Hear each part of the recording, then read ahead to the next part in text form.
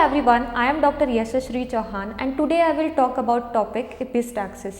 Epistaxis मतलब नाक से खून का बहना। ये समस्या किन लोगों में होती है, इसके कारण क्या है और ये होने पर इसके क्या उपाय हैं, इस बारे में मैं इस वीडियो में बात करूँगी।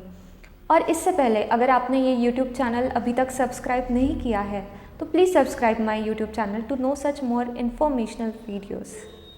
नाक से खून का आना ये चीज़ काफ़ी लोगों को डरा सकती है और शुरुआती दौर में इसके कारणों का पता हमें नहीं चल पाता है और इसका इलाज घर में ही हो जाता है और समस्या गंभीर होने पर हम इसे डॉक्टर को बताते हैं। आमतौर पर नाक से खून आने की समस्या ये नाक की रक्त वाहिनियों से रक्तस्राव होने की वजह से होती है।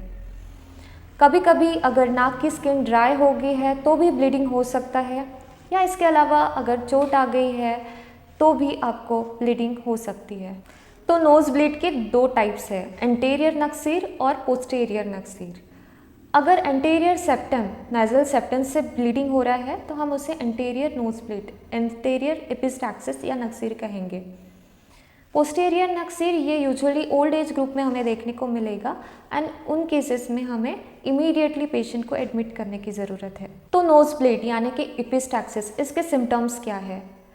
पेशेंट को बहुत ज़्यादा नेज़ल ब्लीडिंग होगा, उसके हार्ट बीट्स इरेगुलर होंगे, स्किन पीली पड़ जाएगी और इसके साथ साथ उसे वॉमिटिंग भी हो सकती है।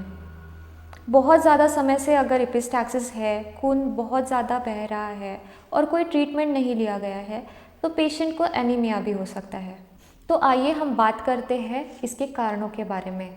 नाक से खून क्यों आता है? तो सबसे इम्पॉर्टेंट और सबसे कॉमन फैक्टर है नाक का ड्राई होना। अगर नाक की स्किन ड्राई हो रही है, स्पेशली समर या विंटर वेदर में नाक की स्किन ड्राई हो सकती है और उसे हम अगर स्क्रैच कर रहे हैं तो इस कारण के वजह से नेज़ल ब्लीडिंग हो सकता है।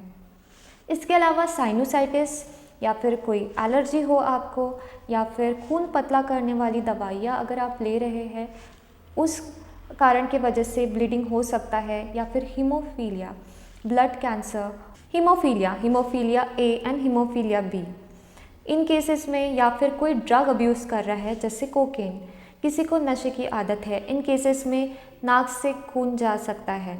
कभी कभी इट्स इडियोपैथिक थ्रोम्बोसाइटोपेनिक परप्यूरा जहाँ पे हमें प्लेटलेट्स की कमी दिखेगी। इसके अलावा ब्लड कैंसर्स में बहुत कॉमनली हम देखते हैं कि नेज़ल ब्लीडिंग हो सकता है और ये समस्याएं महिलाओं के मुकाबले पुरुषों में अधिकतर हमें देखने को मिलती है। So when to go to the doctor, हमें डॉक्टर के पास कब जाना चाहिए? अगर बहुत ज़्यादा समय से ब्लीडिंग हो रही है या फिर बहुत ज़्यादा ब्लीडिंग हो रही है तो हमें तुरंत डॉक्टर की सलाह लेनी चाहिए। इसके अलावा कोई मेडिसिन लिया है और कीमोथेरेपी लिया है उसके बाद अगर ब्लीडिंग हो रही है तो तुरंत हमें डॉक्टर को दिखाना चाहिए। इसके अलावा स्टूल, यूरिन या फिर वॉमिटिंग में से भी आपको ब्लीडिंग हो रही है तो आप डॉक्टर को तुरंत दिखा सकते हैं। So these are the cases where you have to go to the doctor. अगर घर में किसी को भी नक्सीर यानी नोज़ ब्लीड की समस्या है तो उसने लहसुन, गुड़, पपाया ऐसे गर्म पदार्थों का सेवन नहीं करना चाहिए। आमतौर पर नेज़ल ब्लीड अगर किसी को होता है तो लोग पेशेंट को लिटा देते हैं, तो ये करना बहुत गलत है क्योंकि इससे जो ब्लड होगा वो आपकी भोजन नली यानी ओरोफेरिंग्स में भी जा सकता है जिससे परेशानी बढ़ सकती है। अगर नेज़ल ब्लीडिंग, नोज़ ब्लीड रुका नहीं तो पेशेंट को लिटाने के बजाय उसे बिठाकर उसके नाक का जो सॉफ्ट पार्ट है उसे आप 10 मिनट्स के लिए दबाकर रख सकते हो। अगर तब भी ब्लीडिंग रुकती नहीं है तो आपने डॉक्टर्स को तुरंत बताना चाहिए और इस समय आप आइस क्यूब, बर्फ़ का भी इस्तेमाल कर सकते हैं। नोज़ ब्लीड, एपिस्टैक्सिस, इसकी समस्याएं बहुत कॉमन है छोटे बच्चों में जो आए दिन जिनको बहुत ज़्यादा इंजरी होती रहती है या फिर ड्राई स्किन अगर होती है तो वो उसे स्क्रैच करते हैं जिसकी वजह से बहुत ज़्यादा ब्लीडिंग हो सकता है। होम्योपैथी में बहुत सारी रेमेडीज़ है जिनसे हम एपिस्टैक्सिस यानी कि नोज़ ब्लीड का इलाज परमानेंटली कर सकते हैं। ये रेमेडी हम देते हैं टोटलिटी ऑफ सिम्टम्स और सिम्टम सिमिलैरिटी के बेसिस पे। कौन से समय पर ब्लीडिंग हो रही है, कॉजेटिव फैक्टर्स क्या है, कौन से वेदर में सिम्टम्स एग्रीवेट हो रहे हैं, तो बहुत सारे फैक्टर्स है जिसको कंसिडर करके हम मेडिसिन देते हैं और इसका इलाज करते हैं।